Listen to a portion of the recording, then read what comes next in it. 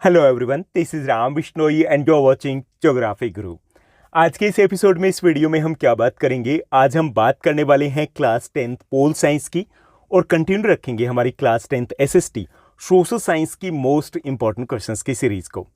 ये जो हमारी मोस्ट इंपॉर्टेंट क्वेश्चंस की सीरीज है, इस सीरीज में हम क्या करें? इस सीरीज में हम chapter wise most important questions आपके साथ शेयर करते हैं। अब ये मोस्ट इंपॉर्टेंट क्वेश्चंस होते कौन से? देखिए, इस सीरीज में हम 3 टाइप के क्वेश्चंस आपके लिए लेकर के आ रहे हैं। फर्स्ट टाइप के वो क्वेश्चंस जो चैप्टर के मेन थीम या मेन कंसेप्ट को कवर करते हैं। देखिए, इसके पीछे एक सिंपल सा फंडा है। चाहे आपकी कोई भी क्लास हो, चाहे वो 10th हो या 12th क्लास हो, चाहे आपका कोई भी सब्जेक्ट हो, चाहे वो हिंदी हो, इंग्लिश हो, मैथमेटिक्स हो, साइंस हो या फिर वो आपका एसएसटी हो, हर सब्जेक्ट में 30% मोस्ट इंपॉर्टेंट टॉपिक्स होते हैं। और आपके बोर्ड एग्जाम में, आपके एनुअल एग्जाम में जो 75% क्वेश्चंस आते हैं वो इन्हीं 30% टॉपिक्स से रिलेटेड होते हैं। तो सबसे पहले हमने फोकस किया इसी टाइप के टॉपिक्स के ऊपर, क्योंकि मैक्सिमम वेटेज है वो आपके एग्जाम में इसी टाइप के टॉपिक्स को मिलने वाली है। उसके बाद बात आती है सेकंड टाइप के क्वेश्चंस की। सेकंड टाइप के वो क्वेश्चंस हमने इंक्लूड किए जो आपके बोर्ड एग्जाम में कंटिन्यूसली रिपीट होते रहते हैं। कुछ क्वेश्चंस आपको हर बार आपके एग्जाम में दिखाई देंगे। अगर आप 10 ईयर्स के क्वेश्चन पेपर को चेक करोगे तो आपको दिखाई देगा कि भाई ये क्वेश्चन तो हर बार ही दिखाई देता है। लिटिल बिट लैंग्वेज ऊपर नीचे हो जाएगी, तो उन क्वेश्चंस को भी हमने यहाँ पे इंक्लूड किया है। थर्ड टाइप के वो क्वेश्चंस है जिनको आप वैल्यू बेस्ड क्वेश्चंस बोलते हो। वैल्यू बेस्ड क्वेश्चंस कौन से होते हैं? देखिए, जब किसी भी चैप्टर को आपकी बुक में इंक्लूड किया जाता है, चाहे वो एसएस हो, चाहे वो आपकी साइंस हो, कोई भी सब्जेक्ट हो, तब कुछ ना कुछ मोटिव जरूर होता है कि भाई ये कंसेप्ट है, ये मैसेज है, वो स्टूडेंट्स तक जाना चाहिए, स्टूडेंट्स को इतनी बात समझ में आ जानी चाहिए। तो उससे रिलेटेड जो मैसेज से रिलेटेड क्वेश्चंस बनते हैं वो होते हैं वैल्यू बेस्ड क्वेश्चंस। तो अभी जो आपका रिसेंट ब्लूप्रिंट है, जो आपका एग्जाम का पैटर्न है, उसके अकॉर्डिंग वैल्यू बेस्ड क्वेश्चंस है, उनके ऊपर भी अच्छा खासा फोकस रहेगा। तो हमने इस टाइप के क्वेश्चंस को भी यहाँ पर इंक्लूड किया। इट मीन्स दैट ये जो हमारी सीरीज है आपकी फुल प्रूफ सीरीज रहेगी। 95% के आसपास अगर आपको स्कोर करना है, if you want to score around 95%, आप कंप्लीटली इस सीरीज के साथ जा सकते हो। 5% मैंने इसलिए छोड़ दिया क्योंकि 1 मार्कर के लिए हो सकता है कि थोड़ा बहुत आपको एक्स्ट्रा एफर्ट्स करने पड़े। ओके, आज हम क्या बात करेंगे? आज हमारा कौन सा चैप्टर रहेगा? आज हम डिस्कस करने वाले हैं क्लास 10th पोल साइंस के सेकंड चैप्टर फेडरलिज्म से रिलेटेड मोस्ट इंपॉर्टेंट क्वेश्चंस को। फेडरलिज्म जो चैप्टर है बड़ा इजी सा चैप्टर है आपका। फर्स्ट चैप्टर आपने पावर शेयरिंग किया है, उसी का सेकंड पार्ट कह लीजिए इसे। इसमें बात की गई कि what is federalism and how it is different from the unitary form of government. उसी ये कैसे डिफरेंट होता है, इसके फीचर्स क्या होते हैं, टाइप्स ऑफ द फेडरलिज्म की बात की गई है, 2 टाइप्स के फेडरेशन है उसकी बात की गई है।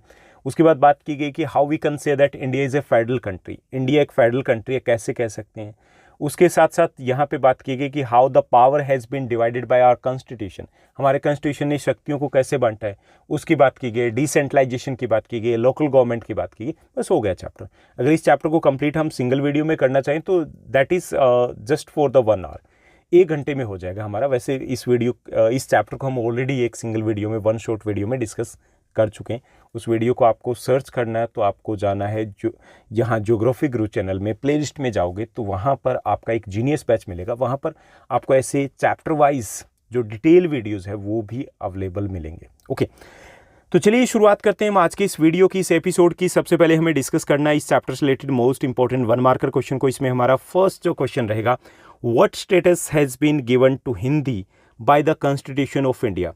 भारत के जो कॉन्स्टिट्यूशन है उसने हिंदी को क्या स्टेटस दिया, हमें बताना है। तो इंडियन कॉन्स्टिट्यूशन ने हिंदी को स्टेटस दिए as an official language. Okay, so Hindi is the official language of the country. Hindi हमारे देश की ऑफिशियल लैंग्वेज। देखिए, कई बार हम कंफ्यूज हो जाते हैं कि इट इज़ नेशनल लैंग्वेज, क्योंकि जब भी हम बात करते हैं हिंदी डे की, हिंदी दिवस की बात करते हैं तो उस वक्त बोला जाता है हिंदी हमारी राष्ट्रभाषा है, but that's not true. It is official language of the country. Okay, उसके बाद सेकंड हमारा क्वेश्चन रहेगा, what is the official post for the chairperson of A municipal corporation. Municipal corporation के चेयरपर्सन की ऑफिशियल पोस्ट को क्या कहते हैं? देखिए, गाँव में जो रूरल लोकल बॉडी होती है उसके हेड को बोलते हैं सरपंच। ऐसी जो अर्बन लोकल बॉडी होती है उसके हेड को क्या बोलते हैं, ये यहाँ से हमसे पूछ रहे हैं। तो करेक्ट आंसर रहेगा आपका मेयर कहा जाता है उन्हें। उसके बाद देखिए थर्ड क्वेश्चन को देखते हैं। थर्ड जो हमारा क्वेश्चन रहेगा, थर्ड क्वेश्चन हमें दिया गया, what are the residuary powers. ये जो रेजिड्यूरी पावर्स क्या होती है हमें बताना है। ओके, सबसे पहले इस वर्ड की मीनिंग को समझ लीजिए। इसका मतलब होता है बची हुई, अवशेष, शेष, बाकी। ओके, तो ये बाकी बची हुई पावर्स का मतलब क्या है? तो देखिए, मैटर्स और the subjects which are not included in the union, state and the concurrent lists are known as the residuary powers. देखिए हमारा जो कॉन्स्टिट्यूशन है उसने जितनी भी पावर्स हैं that has been divide into the 3 list, 3 list में डिवाइड कर दिया। जैसे पहली हो गई union list, okay, union list में जितने भी सब्जेक्ट दिए गए only the central government can make laws on this subject, central government laws बना सकती है इनके ऊपर। सेकंड है state list, only the state government can make laws on this subject. Third आ जाती है को current list, both the government can make laws on this subject. उसके बाद एक ये रेजिडरी लिस्ट कौन सी होती है कि the matters of subject which are not included in these 3 list, कि कोई भी सब्जेक्ट कोई भी मैटर इन तीनों लिस्ट में नहीं आया है वो इसमें आ जाएगा ऑटोमेटिक। जैसे होता है ना भूल चूक लेनी देनी, तो ये जो लिस्ट है वो भूल चूक लेनी देनी वाली लिस्ट है कि कोई छूट गया हो तो इसमें आ जाएगा। जैसे हमारा जो कॉन्स्टिट्यूशन बना था तो उस वक्त साइबर लॉज तो थे ही ना, उसकी तो बात ही नहीं हो रही थी, साइबर क्राइम्स भी नहीं थे, तो वो साइबर लॉज साइबर क्राइम्स अब तो रिसेंट ये लॉज हो गए, ये किस में आएंगे, उनमें तीनों में है नहीं, वो रेजिडरी पावर्स में आ जाएंगे। और कौन लॉज बना सकते हैं, only the central government can make laws on the subjects which are mention in this list. Okay, तो ये हो गया रेजिडरी लिस्ट, यानी कि कौन सी होगी, द मैटर्स और subject which are not included in the union list, state list और the concurrent list are known as the residuary powers. Okay, उसके बाद नेक्स्ट जो हमारा क्वेश्चन रहेगा, नेक्स्ट क्वेश्चन दिया गया name any 2 examples of coming together federation. Okay, coming together federation के 2 example देने, यूएसए एंड ऑस्ट्रेलिया। ये एग्जांपल है कमिंग टुगेदर फेडरेशन की। कमिंग टुगेदर फेडरेशन क्या होता है, देखिए जो फेडरेशन होते हैं वो 2 टाइप्स के होते हैं, coming together and holding together. अब कमिंग टुगेदर में क्या होता है कि when some independent nation come together to form a larger unit, कि कोई आज़ाद देश थे वो साथ में आकर के एक यूनियन बना ले, बड़ी फेडरेशन बना ले, तो उसको बोलेंगे कमिंग टुगेदर फेडरेशन। अब जैसे यूएसए ऑस्ट्रेलिया में जो स्टेट्स हैं वो इंडिपेंडेंट नेशन थे, साथ में आकर के उन्होंने यूनियन बना ली, बड़ी यूनिट बना ली, तो उसे हम कमिंग टुगेदर फेडरेशन कहेंगे। जैसे इंडिया की बात करें हम, अगर नेपाल, भूटान, बांग्लादेश, पाकिस्तान, श्रीलंका ये हमें आकर के ज्वाइन कर लेते हैं कि चलिए हम यूनियन बना लेते हैं, तो कमिंग टुगेदर फेडरेशन होगा। क्लियर, तो उसके एग्जाम्पल है USA and Australia. Now let's move to the next one. Next जो हमारा क्वेश्चन रहेगा, 5th क्वेश्चन दिया गया 1 मार्कर में, name any 2 examples of, give any 2 examples of holding together federation. Holding together federation के भी हमें 2 एग्जाम्पल देने, इंपॉर्टेंट क्वेश्चन रहेगा। India and Spain are the example of the holding together federation. ये holding together federation कौन सा होता है, देखिए कई बार ऐसा होता है कि समटाइम्स अ लार्जर कंट्री और big country divides itself into the some states या स्मॉल यूनिट्स में अपने आप को डिवाइड कर लेते हैं for the better administration, for the equal development, किसी भी कारण से हो सकता है, तो उसे हम बोलेंगे होल्डिंग टुगेदर फेडरेशन। जैसे इंडिया एंड स्पेन स्टेट बात करें तो ये सिंगल नेशन है, लेकिन इन्होंने अपने आप को स्टेट्स में डिवाइड कर लिया। ओके, तो अब बन गए ना फेडरेशन, क्योंकि सेंट्रल गवर्नमेंट अलग हो गई, स्टेट की गवर्नमेंट भी अलग हो गई, डबल लेवल हो गए ना, 2 लेवल्स ऑफ गवर्नमेंट हो गई, तो बन तो गई ये फेडरेशन। लेकिन ये उन फेडरेशन से डिफरेंट है क्योंकि नेशन ये एक ही है, सो इसे कहेंगे holding together federation. When a larger unit और a bigger country divides itself into the some smaller units, that is known as the holding together federation. And India and Spain, India, Spain, Pakistan, these are the examples of the holding together federation की ये example है। उसके बाद next जो हमें question दिया गया 6th हमारा क्वेश्चन रहेगा, व्हाट इज डिसेंट्रलाइजेशन। डिसेंट्रलाइजेशन क्या है, देखिए सेंट्रलाइजेशन होता है एक ही जगह पे शक्तियों का इकट्ठा होना, डिसेंट्रलाइजेशन होता है शक्तियों का वहीं से बंटवारा हो जाना, पावर्स का बंटवारा हो जाना। When the power is taken away from the central and the state government and given to the local government, it is called decentralisation. जब स्टेट गवर्नमेंट से, सेंट्रल गवर्नमेंट से पावर लेकर के लोकल गवर्नमेंट को दे दी जाती है तो उसे बोलते हैं डिसेंट्रलाइजेशन। ओके, विकेंद्रीकरण, शक्तियों का बंटवारा। ओके, सो दोबारा से देखिए कि when power is taken away from the central and the state government and given to the local government, it is known as the decentralisation, इसे हम डिसेंट्रलाइजेशन कहेंगे। क्लियर, उसके बाद नेक्स्ट क्वेश्चन को देखिए, व्हाट इज फेडरलिज्म। देखिए ये basic सा क्वेश्चन है, आई होप ये तो आपको पहले से पता होगा क्योंकि चैप्टर यहीं से स्टार्ट होता है। व्हाट इज फेडरलिज्म क्या होता है, संघवाद क्या होता है, ये हमें पता होना चाहिए, 1 मार्कर के लिए ये भी इंपॉर्टेंट रहेगा। Federalism is a system of government having 2 or more than 2 levels of government. Okay, federalism क्या है, federalism is a type of government, federalism is a system of government in which we have 2 or more than 2 levels of government. कि एक ऐसा system होता है जिसमें government के 2 या 2 से ज़्यादा लेवल होते हैं। देखिए इंडिया की हम बात करें, we are having the 3 levels, central government, state government and the local government. तो ये क्या है, that is a federal country.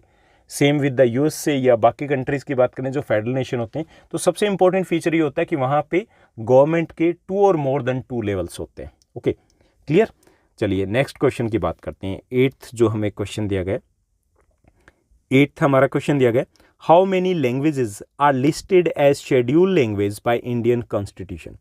Indian constitution ने कितनी लैंग्वेज को शेड्यूल लैंग्वेज लिस्ट किया है? ओके, ये हमें बताना है। तो देखिए 22 languages are there in our constitution listed as schedule language, कि 22 लैंग्वेज है, 22 लैंग्वेज है जो शेड्यूल लैंग्वेज में आती है। Okay, schedule language it means that हम सिंपल तरीके से कहें तो ये हमारी 22 ऑफिशियल लैंग्वेज है जिनमें आप ऑफिशियली तौर पर स्टडी कर सकते हो, एग्ज़ाम दे सकते हो, गवर्नमेंट जॉब के लिए जा सकते हो। ओके, तो 22 ये ऑफिशियल लैंग्वेज है जिनको आप एग्जैक्ट जो वर्ड रहेगा वो शेड्यूल लैंग्वेज रहेगा। How many schedule language are there according to our constitution? So 22 schedule language are there according to our constitution. इस क्वेश्चन को कई बार ट्रिकी तरीके से पूछ लेते हैं, excluding Hindi how many schedule languages are there, तो तब हमारा आंसर है वो हिंदी को निकाल देंगे तो 21 हो जाएगा। Clear. Now let's move to the next one. Next जो हमारा क्वेश्चन रहेगा, what is unitary form of government? ये यूनिटरी फॉर्म ऑफ गवर्नमेंट क्या होती है? देखिए unitary form of government Hindi में कहेंगे एकात्मक। ये जो हमारा फेडरल फॉर्म ऑफ गवर्नमेंट होती है उसके ऑपोजिट होता है, एग्जैक्ट ऑपोजिट होता है। ठीक, तो ये यूनिटरी फॉर्म ऑफ गवर्नमेंट क्या होती है? अ system of government having only level of government. A system of government in which we have only one level of government is known as the unitary form of government। कि एक ऐसी शासन व्यवस्था जिसमें सरकार का केवल एक ही लेवल हो, जैसे सेंट्रल गवर्नमेंट ही हो, बस स्टेट गवर्नमेंट होगी नहीं, तो उसे बोलते हैं हम unitary form of government. Generally जो स्मॉलर नेशन होते हैं तो वहाँ पे कहाँ स्टेट बनेंगे? तो वहाँ पे एक ही लेवल होता है गवर्नमेंट का। जैसे हम बात करें नेपाल की, तो वहाँ पे नेपाल कंट्री, उसके बाद सीधे डिस्ट्रिक्ट है, बीच में कहीं पर भी स्टेट नहीं आते, तो वहाँ पे कैसी गवर्नमेंट है? यूनिटरी फॉर्म ऑफ गवर्नमेंट है। क्लियर। उसके बाद नेक्स्ट जो हमारा क्वेश्चन रहेगा, व्हाट इज पंचायती राज?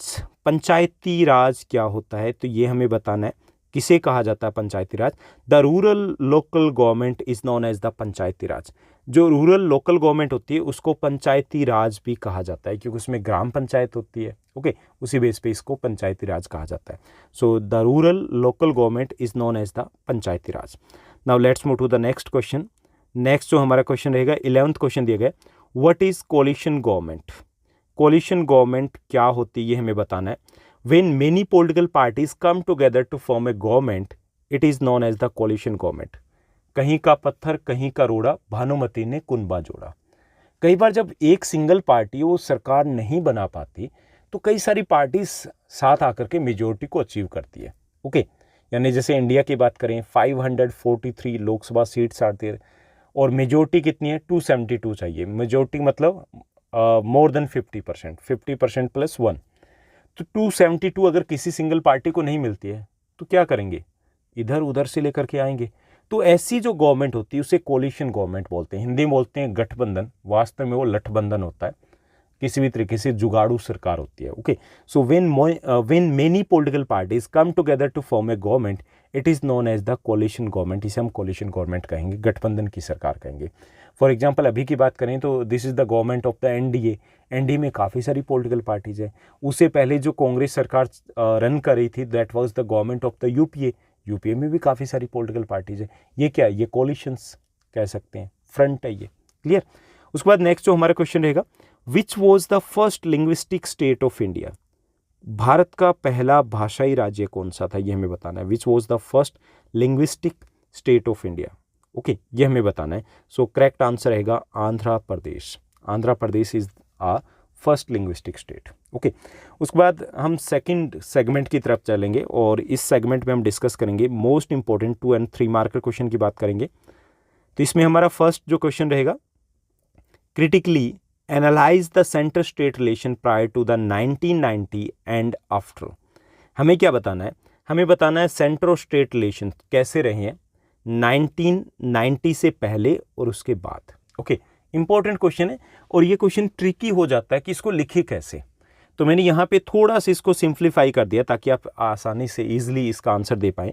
तो हमें क्या बताना है कि सेंटर और स्टेट के रिलेशन कैसे रहे हैं, सेंट्रल गवर्नमेंट के और स्टेट गवर्नमेंट के। ये केस स्टडी दी हुई है हमारे चैप्टर में। Okay, so the relationship between the centre and the states can be divide into the 3 phases. इसको हम 3 फेज में डिवाइड करेंगे ताकि आसानी से हम इसको लिख पाएँ, समझ पाएँ। Okay, So the center and the state government relation can be divided into the three phases. First phase की अगर बात करें तो in the phase from 1947 to 1969, the relations between the central government and the state governments remained cordial because there were the same party, Indian National Congress government in the center and in the states. Okay, देखिए पहला phase है, this phase includes from 1947 to 1969 तक का ये phase है. And during this phase, the relations between the central government and the state governments remains extremely good because there were the same party government. किसकी? Congress party की government थी at the centre and the state. Okay, तो पहला phase हो गया 1947 to 1969. Relation कैसे थे? Extremely good थे. क्यों थे? ऊपर भी कांग्रेस पार्टी, नीचे भी कांग्रेस पार्टी. ये पहला फेज हो गया. उसके बाद second phase, in the phase from 1970 to 1989, the governments of the regional parties were formed in many states. कई सारे स्टेट्स में रीजनल पार्टीज की गवर्नमेंट बन गई थी. During this period relations between the central and state governments were not that good. इस period में दोनों के रिलेशन इतने ज़्यादा अच्छे नहीं थे, तनातनी हो गई थी कहीं कहीं पे. ओके, तो ये सेकेंड फेज हम बता देंगे कि 1970 टू 1989. उसके बाद थर्ड फेज रहेगा. थर्ड फेज कब रहेगा? थर्ड फेज रहेगा after 1990. Okay, in the periods इन 1990 की बात करें हम, तो यहाँ पे क्या हुआ था? Regional parties emerged in the many states of the countries. काफ़ी सारे स्टेट्स में रीजनल पॉलिटिकल पार्टीज आ गई थी. ओके, जैसे हम बात करते हैं बिहार में है आरजेडी इज देयर. ओके, ऐसी Sapa is there, Baspa is there. तो ये जो रीजनल पॉलिटिकल पार्टीज है, ऐसी पार्टीज है, वो काफ़ी पावरफुल हो गई थी. So in the period since 1990 regional parties emerged in the many states of the country and this period was also the beginning of the coalition government era at the center. और इससे गठबंधन की सरकार शुरू हो गई थी सेंट्रल गवर्नमेंट में. सिंगल पार्टी मेजोरिटी में नहीं रही थी. Since no single party got clear majority in the Lok Sabha, major national parties had to form a coalition of several parties including the regional parties to form the government. And during this period again the relationship between the central government and the state governments remain quite good. इस phase में भी relation अच्छे रहते हैं, यानी कि first phase में अच्छे थे, सेकंड में अच्छे नहीं थे और थर्ड में अच्छे थे. तो इस टाइप से आप थ्री फेज में डिवाइड कर लोगे. फर्स्ट फेज में 1947 to 1969 relations were too good. Second phase 1970 to 1989 the relations were not that good. और उसके बाद थर्ड फेज है, उसमें अगेन सिंस 1990 की बात करें, the relations are extremely good because this is the era of the coalition government. Okay, तो ये सब कुछ इस टाइप से आप इनको मेंशन कर सकते हो. Now let's move to the next question. Second जो हमारा क्वेश्चन रहेगा यहाँ पर, describe in brief the language policy of India. India की लिंग्विस्टिक पॉलिसी वो हमें बताना है. भारत की भाषाई नीति कैसे रही थी, ये भी हमें केस स्टडी दी गई कि इंडिया ने लैंग्वेज को लेकर के जो इश्यू था, जैसे हमने श्रीलंका के बारे में पढ़ा, फर्स्ट चैप्टर में हमने किया ना, केस स्टडी हमें दी गई थी श्रीलंका एंड बेल्जियम की. तो हमने देखा कि लिमिटेड लैंग्वेज थी लेकिन उसी को लेकर के लठ बज गए थे उनके. ओके, धक्का मुक्की हो गई थी वहाँ पर. इंडिया में तो बहुत बड़ा बवाल हो सकता है लैंग्वेज के बेस पे, तो हमने कैसे टैकल किया इसको. ओके, तो इंडिया की लिंग्विस्टिक पॉलिसी को एक्सप्लेन करना है. फर्स्ट फीचर जो है हमारा रहेगा, no one language has been given the status of the national language in our constitution. किसी भी लैंग्वेज को नेशनल लैंग्वेज का स्टेटस से हमने नहीं दिया. झगड़ा खत्म, बात खत्म यहाँ पे. Okay, no one language has been given the status of the national language in our country. Second जो फीचर है हमारी लिंग्विस्टिक पॉलिसी का, Hindi has been recognised as a schedule language. Hindi को शेड्यूल लैंग्वेज का दर्जा दिया गया है. Okay, apart from Hindi there are 21 other language recognised by the constitution as the schedule language. Hindi के अलावा 21 और भी लैंग्वेज है, 21 अदर लैंग्वेजेज आर देयर जो कि शेड्यूल लैंग्वेज के नाम से लिस्ट की गई है. Okay, states also have their own official language. हमने ये भी छूट दे दी कि अब स्टेट्स है वो अपनी अपनी ऑफिशियल लैंग्वेज अलग से भी डिक्लेयर कर सकते हैं. Along with Hindi English is also used for official purpose. और हमने ये भी छूट कर दी कि आप हिंदी के साथ साथ इंग्लिश को भी ऑफिशियल पर्पज़ के लिए यूज कर सकते हो, both at the state level and at the central government level. Three language formula has been adopted in education system. हमारे एजुकेशन सिस्टम ने हमने थ्री लैंग्वेज फार्मूला का अडोप्ट किया है. सिक्स क्लास के बाद क्या होता है कि every students they have to study first one is the English, second one is the Hindi and third one is the regional language, जो मदर टंग होती है उसको पढ़ना कंपलसरी। तो वो जो लैंग्वेज को लेकर के ऐसा लग रहा था कि कुछ झगड़ा कुछ ऐसा होगा, वो कुछ भी नहीं हुआ, क्योंकि हमारी जो लिंग्विस्टिक पॉलिसी है वो काफ़ी ज़्यादा इफेक्टिव रही। तो दोबारा से देखिए इसमें हमने क्या किया, first of all no one language has been given the status of the national language. Second, Hindi has been recognized as a scheduled language. Third, apart from the Hindi, there are 21 other languages recognized by the Constitution as the scheduled language. Fourth, states also have their own official languages. Along with Hindi, English is also used for the official purpose. And we have adopted 3 language formula for the education system. के लिए हमने 3 language formula है, जिसको हिंदी में कहेंगे त्रिभाषा formula है, उसको अपनाया हमने। उसके बाद थर्ड जो हमारा क्वेश्चन रहेगा शॉर्ट आंसर टाइप क्वेश्चन में, explain the threefold distribution of the legislative powers the union government between the union government and the state government। Okay, हमें क्या बताना है, हमें जो सेंट्रल गवर्नमेंट यानी कि यूनियन गवर्नमेंट होगी और जो स्टेट गवर्नमेंट होगी उनके बीच में शक्तियों को बांटा गया है, पावर्स को बांटा गया है, वो हमें एक्सप्लेन करना है। Okay, explain the three fold distribution of the legislative powers between the union government and the state governments, इसको हमें एक्सप्लेन करना है कि शक्तियों का बंटवारा कैसे किया गया। Okay, the constitution clearly divides the legislative powers between the central and the state governments into the 3 parts. 3 parts में उनको डिवाइड किया गया। These 3 list are as follows. ये 3 लिस्टें कौन सी है, सबसे पहले आ जाएगी हमारी यूनियन लिस्ट। ये जो यहाँ से यूनियन लिस्ट, स्टेट लिस्ट या जो कंकरेंट लिस्ट देगी, ये आपसे सेपरेट भी पूछी जा सकती है, that can be asked into the 2 marker question 2। Okay, first of all आती है union list. The union list consist of 101 subject, near about 101 subject इसमें आते हैं। It include subject of national importance such as the country's defence, foreign affairs, banking, communication, currency etcetera. Union list की बात करें, it includes 101 subjects. Okay, and it includes the subject which are important for the nation, पूरे देश के लिए important है। Currency हो गया, बैंकिंग सिस्टम हो गया, कम्युनिकेशन हो गया, डिफेंस हो गया, वो इसमें आएंगे। And only the central government can make laws on this subject, केवल सेंट्रल गवर्नमेंट ही कानून बनाएगी, ये नहीं कि स्टेट अपनी करेंसी छाप के छोड़ देंगे, ऐसा नहीं हो सकता। क्लियर। उसके बाद सेकेंड है state list. State list it includes 62 subjects. इसमें कितने सब्जेक्ट हैं, 62 सब्जेक्ट्स हैं। It include subjects which are important for the state and local government के लिए जो इंपॉर्टेंट है वो स्टेट लिस्ट में आएगा। और जैसे एग्जांपल के तौर पे लें तो police, trade, commerce, agriculture, irrigation, ये स्टेट लिस्ट में आते हैं। And only the state government can make laws on this subject. Only state government है वो इन सब्जेक्ट के ऊपर कानून बना सकती है। ओके, ठीक।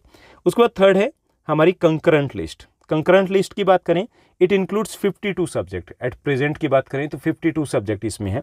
And it includes 2 subject which are important for both the government, यानी जो यूनियन गवर्नमेंट, स्टेट गवर्नमेंट दोनों के लिए इंपॉर्टेंट है, वो सब्जेक्ट इस लिस्ट में लिए गए, जैसे education, forest, trade, unions, marriage, adoption, succession, ये सब कुछ इसमें आ जाएंगे। Both the government can make laws on this subject. दोनों ही गवर्नमेंट इनके ऊपर कानून बना सकती हैं। लेकिन if there is any type of the issues, the laws which are made by the central government will prevail, यानी कि सेंट्रल गवर्नमेंट ने जो कानून बनाए वो लागू होंगे अगर कोई टकराव हो गया तो। हालांकि बना दोनों ही सकते हैं। क्लियर। ये 3 लिस्टें होंगी जिनमें हमारे कॉन्स्टिट्यूशन ने पावर को डिवाइड किया है। इसके साथ साथ 3+1 होगी, एक और लिस्ट भी रहती है। Okay, that is the residuary powers. Residuary powers कौन सी होती है? According to our constitution, residuary subjects go under the jurisdiction of the central government. की रेजिडरी पावर्स कौन सी होगी? All those subject which are not included in the above 3 list, वो सब्जेक्ट जो तीनों लिस्ट में नहीं आए will fall into this list, वो इस लिस्ट में आ जाएंगे। And only the central government can make laws on this subject. इन सब्जेक्ट के ऊपर सेंट्रल गवर्नमेंट लॉज बनाएगी। Okay, for example cyber law. अब देखिए साइबर लॉ किसी भी लिस्ट में नहीं आता है, क्योंकि जब हमारा कॉन्स्टिट्यूशन बना तो ये तो चीज़ थी नहीं। ओके, वो इस लिस्ट में आ जाएंगे और सेंट्रल गवर्नमेंट लॉज बनाएगी। तो ऐसे हमारे जितने भी सब्जेक्ट्स हैं, जितने भी पावर्स हैं, वो डिवाइड किए गए हमारे कॉन्स्टिट्यूशन के थ्रू। ओके, चलिए नेक्स्ट क्वेश्चन की बात करते हैं। तो यहाँ पे हम डिस्कस करें 3 marker question. Now let's move to the next segment, और यहाँ पर हम डिस्कस करेंगे इस चैप्टर से related most important 5 marker question. इसमें हमारा फर्स्ट जो क्वेश्चन रहेगा, how you can say that India is a federal country, और explain key features of federalism. आप कैसे कह सकते हो कि इंडिया एक फेडरल कंट्री है? या फिर अगर ये पूछ लिया जाए कि explain the key features of the federalism, तो दोनों चीज़ें सेम ही रहेगी, क्योंकि जो की फीचर्स बताएंगे वही इंडिया में है, सेम चीज़ें ना, तो ये हमारा क्वेश्चन रहेगा यहाँ पर। So first, here the government is of 2 or more levels. पहली चीज़ अगर हम बात करें, in India there are the government of 2 or more than 2 levels. हमारे यहाँ पे 2 या 2 से ज़्यादा प्रकार की गवर्नमेंट है। फेडरलिज्म क्या होता है, यही होता है ना। For example, in India we are having the central government, state government and the local government, so we can say that India is a federal country. Second, different levels of government govern the same set of citizens.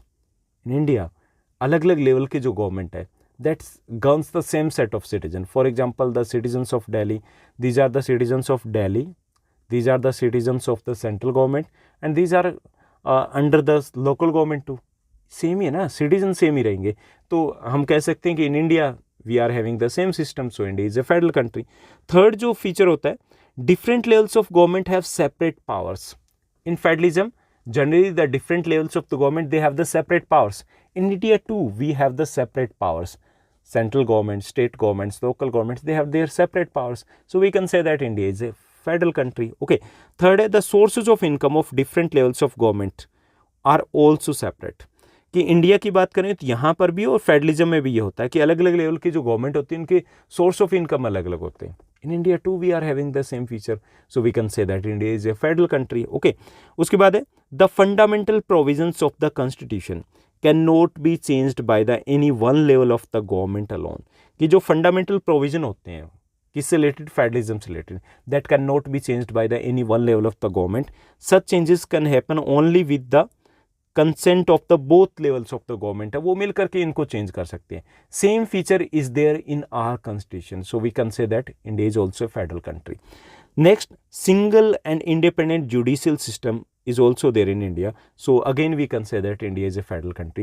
So ये जो features होते हैं, ये सारे features होते हैं federalism के। okay, 2 or more than 2 levels of government, all the levels of the government governs the same set of citizens, separate powers, separate source of income, okay, and the fundamental principles of the federalism cannot be changed by the one level of the government. ये features होते हैं, वो सारे features India में, so we can say that India is a federal country.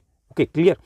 उसके बाद second जो हमारा क्वेश्चन रहेगा, explain the advantages of the decentralisation.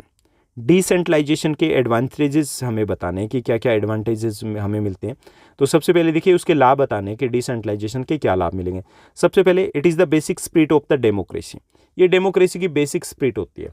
Democracy क्या होती है? Democracy means the government of the people, and it means that the people must have the power, people must have the power to take the decision.